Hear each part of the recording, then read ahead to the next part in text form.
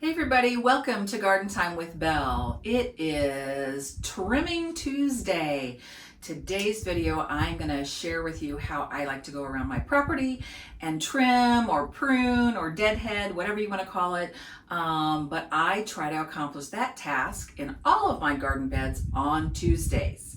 But before we get outside and start trimming, I wanted to share with you the way that I can manage our over 10-acre property that's filled with lots of different garden spaces and different plants.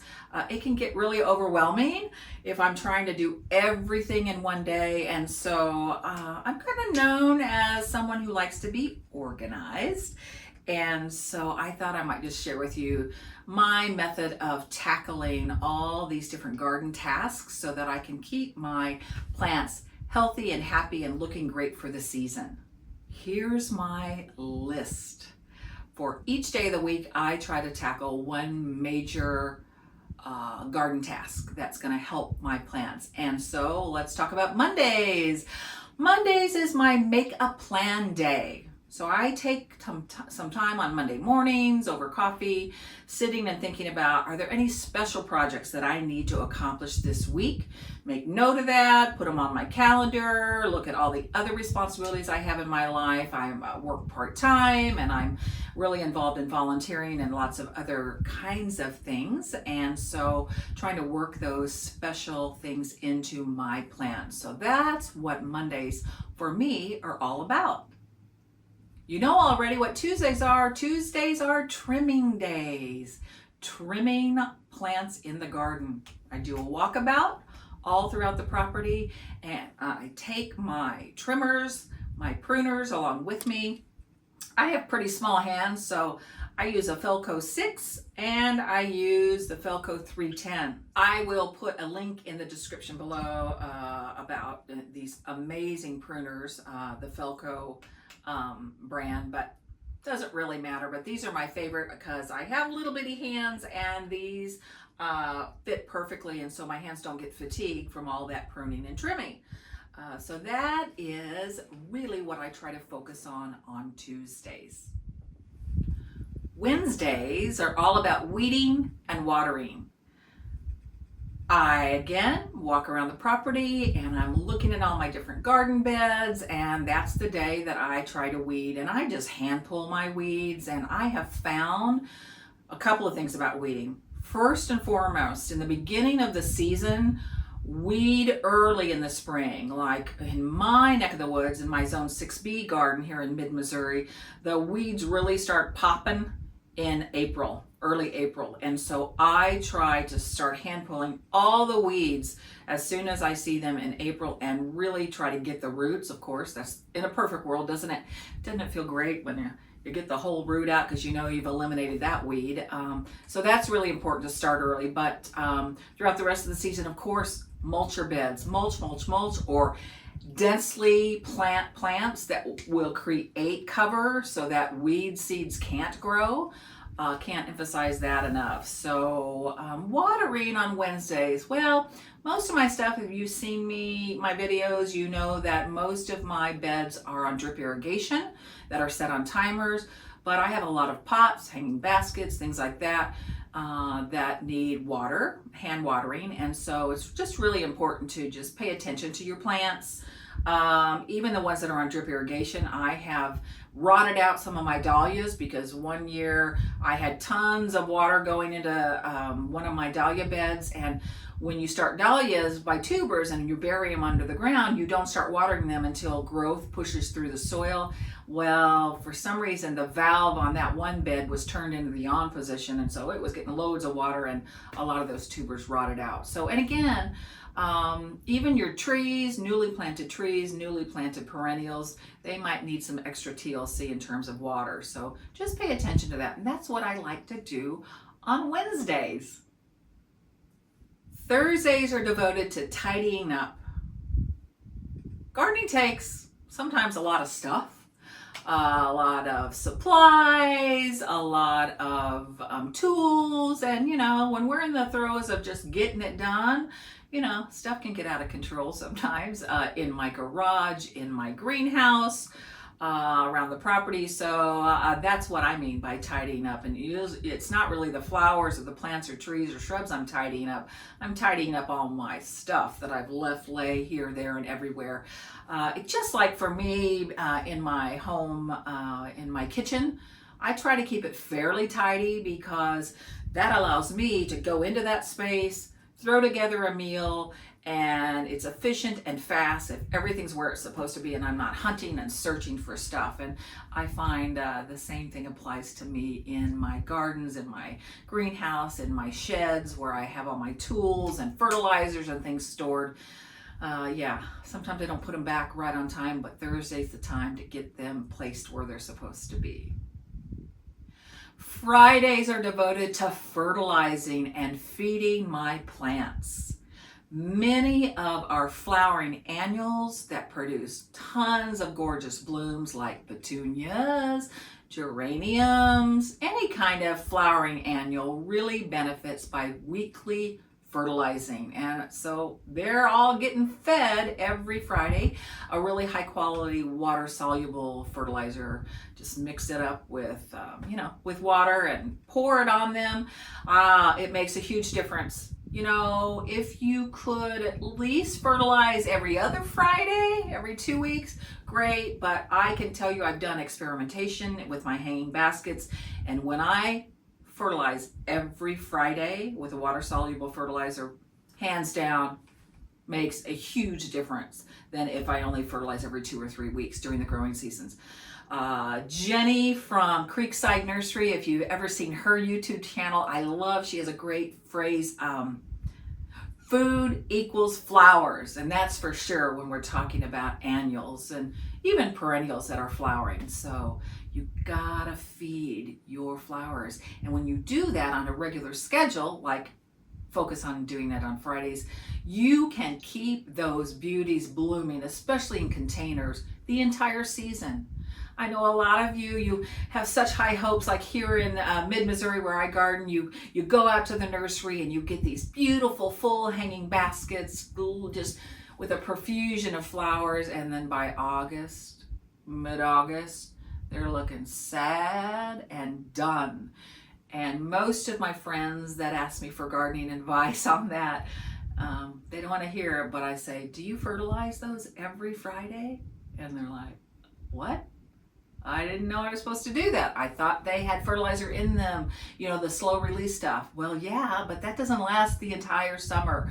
And so I can't encourage you all enough to consider picking one day a week that you're going to fertilize those beautiful summer annuals. Saturdays I call scramble. They are for me scrambling around and knocking off all those chores or tasks that I didn't get done earlier in the week. Life happens. I happen to work part-time. I happen to volunteer a lot and have a lot of other things. We travel a lot. And so, Monday through Friday, I try to do those things, and they don't usually take that long because I split it up. But some days it just doesn't happen. And so I use Saturdays to scramble around and catch myself up on those tasks that I didn't get accomplished earlier in the week. So scramble on Saturday. And of course, Sundays, I try my best to savor the beauty that I've created, to smile and look around and think, wow, look at this. Look at all the hard work that I've done putting into this garden. And if you don't stop on Sunday and smile and savor all of this beauty, harvesting your vegetables, whatever it might be, what is the point of all this if you're not enjoying your space? So that's what I try to do every Sunday. It is Tuesday, so that means it is Trimming Tuesday. Time to trim, prune, deadhead. So let's get outside and do that walkabout. And I'm going to show you different methods for how to trim or prune different types of plants. So it's time to get busy and get this garden task accomplished on this Tuesday. So I'm out here ready to trim, but golly, when I was out here an hour ago, there was no wind, and now it's super windy. So I hope you all are going to be able to hear me. I've got my little I've got my little mic on, so I hope that cuts down some of the wind noise, but we're gonna start with trimming up my Gertrude Jekyll climbing roses. Now they've already had their first huge flush of the season. They are repeat bloomers, but I need to do some deadheading, so I'm gonna turn the camera around and show you how I like to do that. And this really method applies to most all roses on how to deadhead and where to make that cut. Okay, so here we are, and of course she has some blooms coming out, but you know, she was just in all her glory a week or two ago and just covered from top to bottom. But here is what I want to do. So let's take a look at this one. You see, this was a stem that had 3 roses, and so I am going to take it down to the first set of 5 leaves. You see that right there, those 5 leaves? And I am going to cut right above that spot.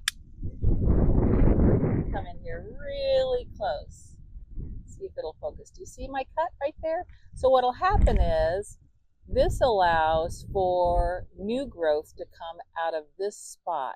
If I just whack one off, you know, just like here in the middle, that's not going to help anything produce new side stems and more flowers. So really, for most roses, that's what you're after. All right, so here's another example. So do you see how this is a spent rose? It's lost all its petals. What I don't want to do is just come in here and cut it off right here. I want to go down to the first set of 5 leaves, which is this. And again, I'm going to cut it right above that. Snip. Let me come in here and show you. This is where I made the cut, and that will allow some new growth. So right above 5 leaves. The other important thing about trimming roses and pruning is I dropped some of those leaves down somewhere on the ground. I need to get those picked up and thrown in my little tub. So I'm going to be taking my little tub around with me today. So you want to make sure you do that as well. Here I am at one of my south-facing little raised boxes that I grow cut flowers in, and this year I have decided to grow dahlias in here. Growing dahlias from seed for the very first time. My seed is from Floret Flower Farms, and the seed I planted here for my dahlias are called Cancun Girls. I'll try to put a picture on the screen of what those beauties look like. But besides the Cancun Girls, I actually, in certain spots here where I had some of the Cancun Girls that didn't do well, I went ahead and I planted in some of my tubers. And I had a video where I showed you how I did that, so check that video out. But so some of these are tubers, grown from tubers under the soil, and some are actually the floret seedlings. So I am not a dahlia expert, but I can tell you that I have looked and followed a lot of experts online and in books, and they all recommend that you pinch your dahlias back in the beginning stages, and this is how they all recommend doing that. So let me see if I can show you on this one. Now this is one from one of my tubers, but they recommend that your plant have at least 1, 2, 3 sets of leaves. In this case, there's 4 sets of leaves. And then you come in here at the very top. Do you see this? And this growth point in the very center is what you want to pinch off. And one gal I watched online says she just bends it over. She doesn't even really have to pinch. And she is right. Look at that. It just snaps right off. Why do you want to do it here? Because you want more flowers, right? So do you see this little node and this little node? This is going to send out more side branches, which will turn into more flowers. So it really is that simple. You come right in here. You see, that's the center point. I want to take this out, and I'm just going to snap it It comes off that easy. I suppose you could stick this in some rooting hormone and start a new plant, but that's not what Trimming Tuesdays is about. It's just about trimming. So yeah, so I'm gonna follow that same method on everything that has at least 3 sets of leaves. Look at this one. Now this one's interesting. Let's see if I can get the camera. I'm so sorry, it's super bright. But this is a set of leaves right here at the tippy top. And so I'm gonna go in here, that center, and I'm gonna make sure I just bend it over gently, and that's it. And that's gonna produce way more side branches, which means more gorgeous dahlias.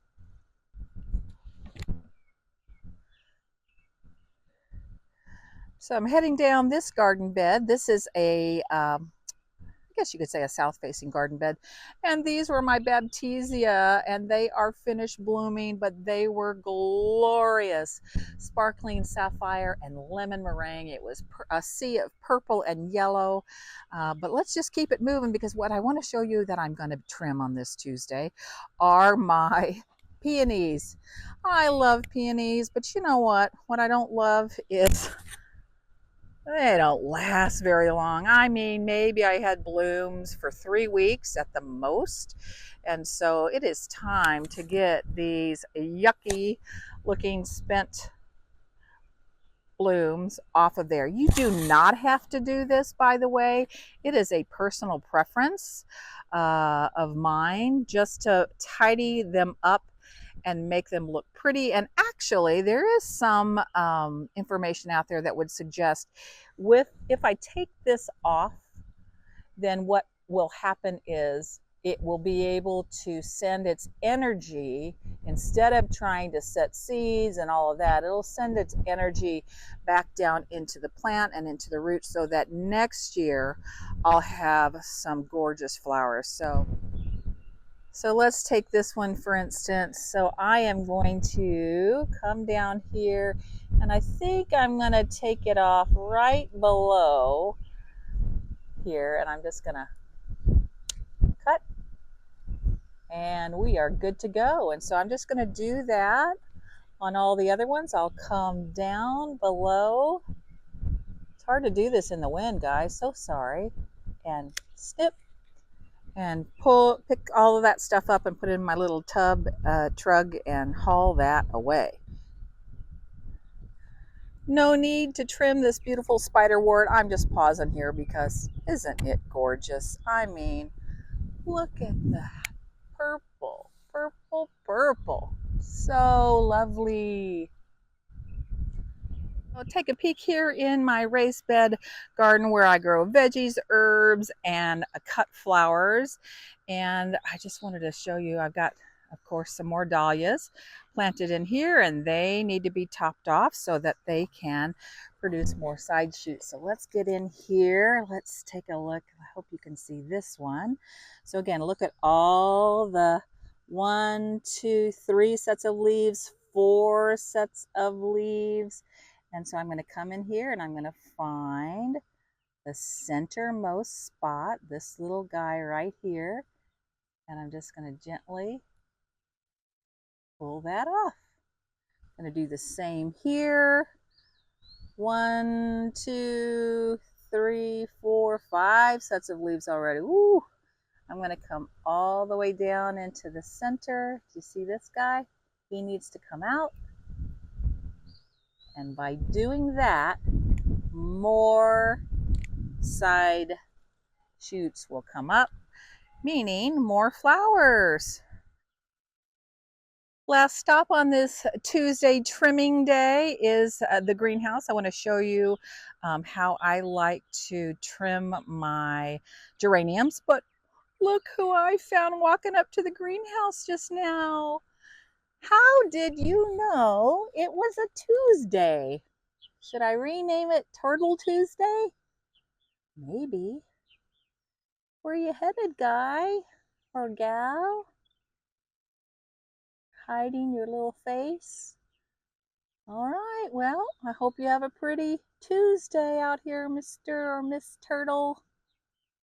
All right, It's easy to get distracted with all the beauty of nature. All right, let's get in here and see what's up.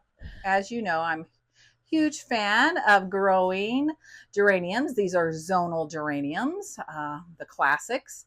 I can grow those very well in my greenhouse. And in fact, these 3 salmon varieties, they were one plant last August or September on the clearance rack at my local Lowe's.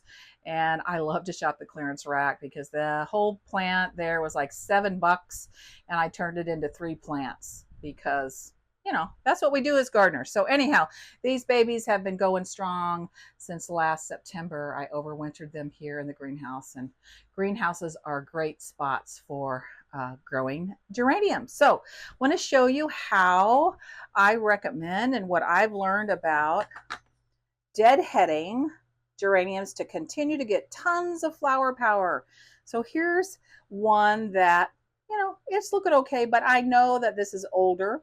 In fact, you can see right here how some of the petals have fallen off. So I'm going to go ahead and trim this. And the way that you're going to do it is you're going to follow that stem all the way down to where the stem, see if I can do this. Hard to do this with one hand, guys, sorry. Where the stem meets the main stem, the side stem. And that's where you cut it. So let me follow all the way down and snip. You don't want to come in here and whack it off right here. You know, you'll have ugly sticks just sticking up with no flower heads, and it looks better, but it also, again, you get the theme here, it produces side growth when you come down and you cut here and not whacking the poor thing off up here at the top.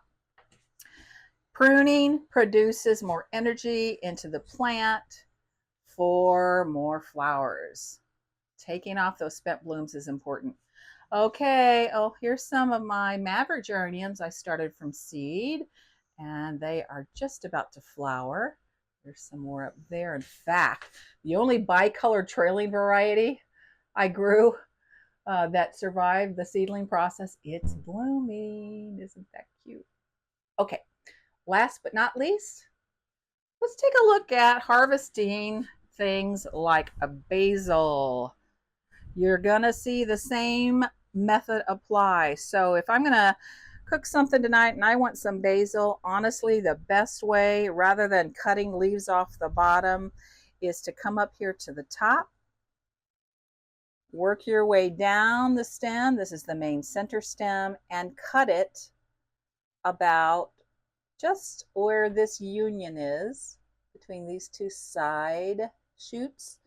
And that way, guess what's going to happen? Same thing I've said before, is cutting it here is going to encourage this side growth, a bushier and healthier plant, and more basil leaves. And so, see this? This is what I'm going to take in and use in dinner tonight. So that's just a simple method. So Tuesday trimming is all done. I had fun today sharing with you all how I like to spend my time on Tuesdays trimming.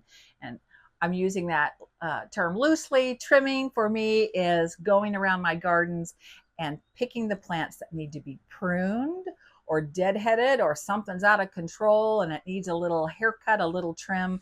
And I showed you how easy that is to do. And I showed you different methods because based on the plant, you want to go after that trimming or pruning in a certain way. So I hope you found some helpful tips and tricks today on another Garden Time with Belle adventure. And I thank you so much for hanging out with me. And if you want to see more of my adventures and what's happening in my mid-Missouri garden this summer, please like and subscribe. And as always, happy gardening.